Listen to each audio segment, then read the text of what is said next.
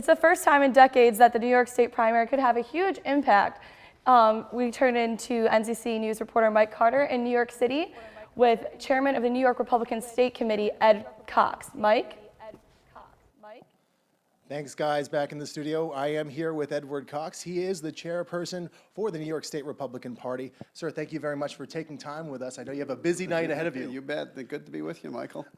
Donald Trump ahead in many of the polls. Can folks around the country expect a surprise tomorrow? Well, it depends how well he does. But let me tell you, it is a very exciting race. It's the first time that we've really had an exciting primary, Republican presidential primary in the history of New York primaries. And in central New York, from Syracuse up to Watertown, from Rochester over to Utica and down to Binghamton, is one of the really one of the hottest areas. All those congressional districts, there's good races going on. The race isn't, though, who's going to win it. Donald Trump probably has a lead on that, but will he be below 50%?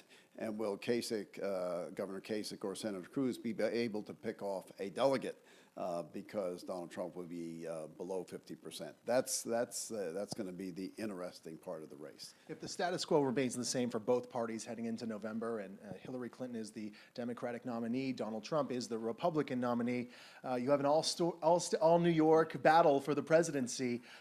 Which way do demographics swing if that comes to fruition? If Republicans are winning New York State, we've got a landslide going on. So although we have a lot of assets that can be used, and the RNC has noticed it, mostly people assets, and they are actually training people here in New York State, on the ground here in New York State, to go out and be a part of the presidential race in other states around the country. Chairman Cox, thanks so much for taking some time Pleasure with us to be today. with you. Appreciate it.